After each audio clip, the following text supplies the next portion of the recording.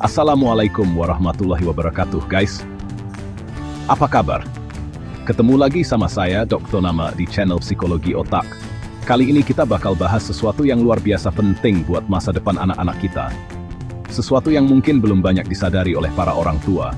Guys, tahukah Anda bahwa setiap kali anak Anda berlari, melompat, atau bahkan hanya merangkak, mereka sebenarnya sedang membangun fondasi kecerdasan spasial yang akan menentukan kemampuan matematika dan sains mereka di masa depan. Serius, ini bukan hoax atau mitos belaka, guys. Ada penelitian yang membuktikannya. Sayangnya, sebagian besar orang tua zaman now terlalu fokus pada stimulasi kognitif melalui gadget dan flashcard. Padahal, tanpa disadari, anak-anak mereka justru kehilangan kesempatan emas untuk mengembangkan potensi otaknya secara maksimal. Bayangin guys, penelitian terbaru mengungkapkan fakta mengejutkan. Anak-anak yang kurang bergerak justru mengalami hambatan perkembangan kognisi spasial hingga 40% dibandingkan teman sebayanya. Gila kan? Nah, di video kali ini, saya akan membongkar rahasia yang jarang dibicarakan tentang hubungan antara gerakan fisik dan perkembangan otak yang bisa mengubah masa depan anak Anda selamanya. So, tonton video ini sampai habis, like, comment, subscribe, dan aktifkan tombol loncengnya, supaya nggak ketinggalan update terbaru dari channel Psikologi Otak. Let's go! Guys, pernah lihat anak kecil main panjat-panjatan? Entah itu di playground, di pohon, atau bahkan cuma di sofa ruang tamu. Nah, ternyata aktivitas yang terlihat sepele ini punya dampak luar biasa buat perkembangan otak mereka. Saat anak-anak memanjat, mereka secara nggak sadar melatih kemampuan spasialnya, khususnya dalam memahami posisi tubuh mereka dalam ruang 3 dimensi. Bayangin guys, setiap gerakan yang mereka lakukan saat memanjat, mulai dari mencari pijakan yang tepat, menjaga keseimbangan, sampai meraih pegangan berikutnya. Itu semua merangsang otak mereka untuk memproses informasi spasial secara real time. Otak mereka bekerja keras untuk mengukur jarak, mengidentifikasi sudut, dan merencanakan gerakan selanjutnya. Semakin sering anak-anak bermain panjat-panjatan, semakin terasah kemampuan spasial mereka. Mereka akan semakin peka terhadap lingkungan sekitar, lebih mudah mengestimasi jarak dan ukuran, dan lebih mahir dalam memecahkan masalah spasial. Kemampuan ini nggak cuma berguna buat jadi atlet panjat tebing profesional guys, tapi juga sangat penting dalam kehidupan sehari-hari, seperti saat mereka belajar matematika, fisika, arsitektur, atau bahkan sekadar memarkirkan mobil. Nah, sekarang pertanyaannya, gimana caranya mendorong anak-anak kita untuk lebih aktif bermain panjat-panjatan? Tenang guys, nggak perlu buru-buru daftarin mereka ke kursus panjat tebing profesional. Cukup sediakan lingkungan yang aman dan menstimulasi di rumah, seperti playground mini, wall climbing, atau bahkan cuma tumpukan bantal dan guling. Yang penting, pastikan anak-anak merasa aman dan nyaman saat bermain. Jangan lupa untuk selalu mendampingi dan memberikan semangat kepada mereka. Ingat, guys, peran orang tua sangat penting dalam menstimulasi perkembangan anak. Jadi, mulai sekarang, jangan larang anak-anak kita untuk bermain panjat-panjatan ya. Biarkan mereka mengeksplorasi kemampuan spasial mereka dan raih puncak kecerdasan. Siapa di sini yang suka main lempar tangkap waktu kecil? Atau mungkin anak-anak kita hobi banget main lempar bola? Nah, ternyata permainan sederhana ini punya manfaat luar biasa buat perkembangan otak loh. Yup, lempar tangkap bukan cuma soal kekuatan fisik, tapi juga melatih kemampuan kognitif, khususnya dalam memperkirakan jarak, kecepatan, dan memprediksi arah gerakan. Bayangin guys, saat anak melempar bola, otaknya bekerja keras untuk menghitung seberapa kuat lemparan yang dibutuhkan agar bola sampai ke tangan teman. Begitu juga saat menangkap bola, otak harus memproses dengan cepat arah datangnya bola, kecepatannya, dan kapan harus menggerakkan tangan untuk menangkap. Proses ini mungkin terlihat sederhana, tapi sebenarnya melibatkan banyak area di otak, mulai dari korteks visual yang memproses informasi visual, korteks motorik yang mengontrol gerakan, hingga hipokampus yang berperan dalam memori dan navigasi spasial. Semakin sering anak bermain lempar tangkap, semakin terasah kemampuan kognitifnya. Mereka akan semakin jago memperkirakan jarak dan kecepatan, baik dalam konteks permainan maupun kehidupan sehari-hari. Misalnya, saat menyeberang jalan, mereka bisa lebih mudah memperkirakan kecepatan mobil yang datang. Atau saat belajar fisika, mereka bisa lebih mudah memahami konsep gerak parabola. Nggak cuma itu guys, main lempar tangkap juga melatih fokus. konsentrasi, dan koordinasi mata tangan. Semua kemampuan ini sangat penting untuk menunjang proses belajar dan perkembangan anak secara keseluruhan. Nah, untuk memaksimalkan manfaatnya, ajak anak-anak bermain lempar tangkap dengan berbagai variasi, seperti menggunakan bola dengan ukuran dan berat yang berbeda, atau bermain di tempat yang lebih luas. Yang penting, pastikan mereka bermain dengan aman dan happy. Chapter 3. Guys, siapa sangka kalau kegiatan yang menyenangkan seperti menari, ternyata punya segudang manfaat untuk perkembangan otak anak. Yup, tari dan gerakan ritmis bukan cuma soal seni dan estetika, tapi juga melatih kemampuan kognitif, khususnya dalam hal koordinasi, keseimbangan, dan kesadaran spasial. Saat anak-anak menari, mereka dituntut untuk menggerakkan tubuh mereka secara terkoordinasi mengikuti irama musik. Mereka harus bisa menggerakkan tangan, kaki, kepala, bahkan mimik wajah secara bersamaan dan selaras.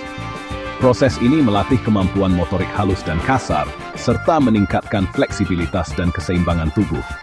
Nggak cuma itu, guys, menari juga melatih kesadaran spasial anak. Saat menari, mereka harus memperhatikan posisi tubuh mereka sendiri, posisi teman menarinya, dan juga ruang gerak yang tersedia. Mereka harus bisa bergerak bebas tanpa menabrak satu sama lain, dan menempatkan diri dengan tepat saat melakukan formasi tari. Kemampuan ini sangat penting dalam kehidupan sehari-hari, misalnya saat berjalan di keramaian, memarkirkan kendaraan, atau bahkan saat menata barang di rumah. Semua itu membutuhkan kesadaran spasial yang baik agar kita bisa bergerak efisien dan efektif. Nah, untuk memaksimalkan manfaatnya, ajak anak-anak untuk mencoba berbagai jenis tarian, mulai dari tari tradisional, tari modern, hingga tari kontemporer. Biarkan mereka mengeksplorasi gerakan tubuh mereka dan mengekspresikan diri melalui tarian. Ingat guys, menari bukan cuma soal bakat, tapi juga soal latihan dan kesenangan. Semakin sering anak-anak menari, semakin terasah kemampuan kognitif dan motorik mereka. Jadi, jangan ragu untuk mendaftarkan anak-anak ke sanggar tari, atau cukup putar musik favorit mereka di rumah dan biarkan mereka bergoyang bebas. Chapter 4. Guys, ingat nggak masa-masa saat anak-anak kita masih bayi dan mulai belajar merangkak? Mungkin terkesan sepele, tapi percayalah, merangkak adalah salah satu milestone penting dalam perkembangan anak loh. Nggak cuma melatih kekuatan otot dan koordinasi, merangkak juga punya peran penting dalam membangun pemahaman tentang perspektif dan hubungan spasial. Bayangin guys, saat anak-anak merangkak melewati kolong meja, mereka melihat dunia dari sudut pandang yang berbeda. Mereka belajar bahwa objek yang sama bisa terlihat berbeda-beda tergantung dari mana mereka melihatnya. Misalnya, meja yang tadinya terlihat besar dan tinggi, saat mereka merangkak di bawahnya, meja itu terlihat seperti langit-langit raksasa. Proses ini merangsang otak mereka untuk membangun peta mental tentang lingkungan sekitar. Mereka belajar tentang jarak, ukuran, dan posisi objek-objek di sekitarnya. Mereka juga belajar tentang konsep di depan, di belakang, di atas, dan di bawah. Kemampuan ini sangat penting dalam kehidupan sehari-hari, misalnya saat mereka belajar membaca peta, merakit puzzle, atau bahkan sekadar mencari barang yang hilang di rumah. Semua itu membutuhkan pemahaman yang baik tentang perspektif dan hubungan spasial. Nah, untuk menstimulasi kemampuan ini, ajak anak-anak bermain permainan yang melibatkan aktivitas merangkak, seperti bermain peta umpet, membuat terowongan dari kardus, atau bermain ular naga. Biarkan mereka mengeksplorasi dunia dari berbagai sudut pandang, dan melatih kemampuan spasial mereka dengan cara yang seru dan menyenangkan. Ingat guys, setiap gerakan merangkak yang dilakukan anak-anak adalah langkah kecil menuju perkembangan otak yang besar. Chapter 5. Siapa di sini yang suka berpetualang? Atau mungkin punya anak yang hobi nonton film bajak laut dan bermimpi mencari harta karun? Nah, ternyata aktivitas seru ini nggak cuma ada di film loh. Kita bisa kok menciptakan petualangan seru ala berburu harta karun untuk anak-anak di rumah. Dan yang lebih keren lagi, permainan ini punya segudang manfaat untuk perkembangan otak mereka loh. Yup, berburu harta karun bukan cuma soal mencari hadiah, tapi juga melatih kemampuan kognitif, khususnya dalam hal navigasi, pemetaan mental, dan pemecahan masalah. Bayangin guys, saat anak-anak mengikuti petunjuk untuk menemukan harta karun, mereka secara nggak sadar melatih kemampuan navigasinya. Mereka belajar membaca peta, memahami simbol, dan menentukan arah. Otak mereka bekerja keras untuk memproses informasi spasial, mengingat rute yang sudah dilalui, dan merencanakan langkah selanjutnya.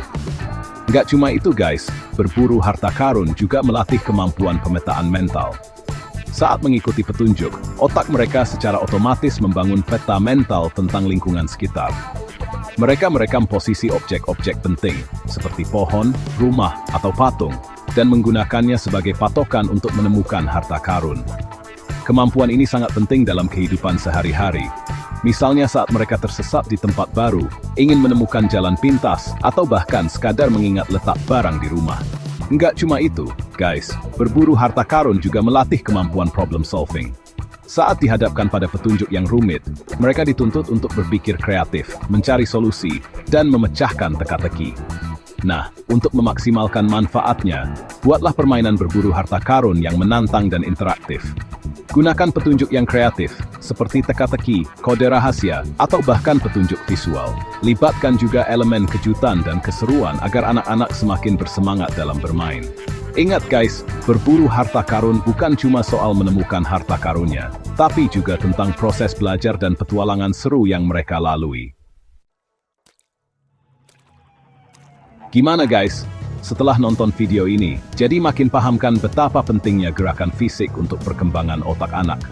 Hubungan antara aktivitas fisik dan kognisi spasial bukan hanya teori, ini adalah kunci perkembangan anak yang sering terlewatkan. Dengan memahami dan menerapkan prinsip-prinsip ini, Anda memberikan anak Anda keunggulan kognitif yang akan bertahan seumur hidup. Jadi, mulai sekarang, yuk kita lebih aware dan mulai stimulasi perkembangan otak anak dengan cara yang menyenangkan dan interaktif. Matikan gadget, ajak anak-anak bermain di luar ruangan, dan biarkan mereka bebas bergerak, bereksplorasi, dan mengembangkan potensi terbaik mereka. Percayalah, otak anak Anda akan berterima kasih. Sampai jumpa di video selanjutnya. Wassalamualaikum warahmatullahi wabarakatuh.